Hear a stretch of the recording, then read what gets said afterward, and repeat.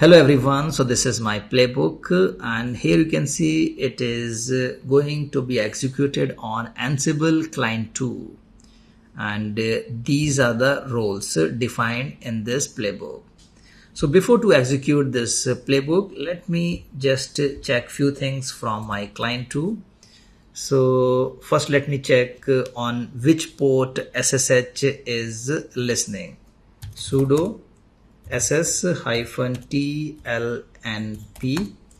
and grep ssh. So as of now you can see it is listening on port number 22, but after the execution of the playbook the SSH should be listening on port number 2222. And let me check the firewalls as well. So sudo ufw status.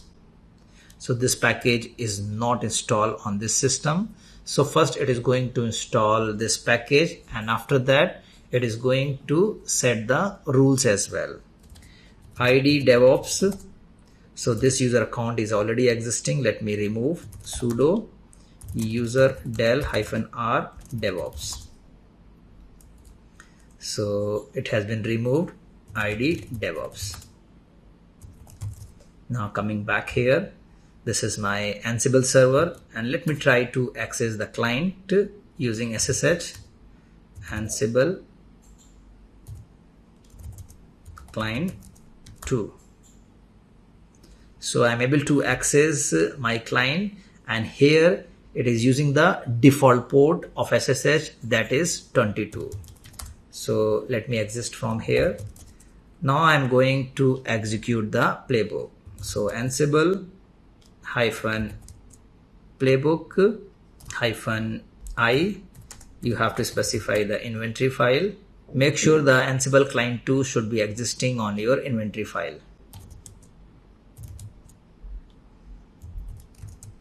This one. Let me execute. It has created the user.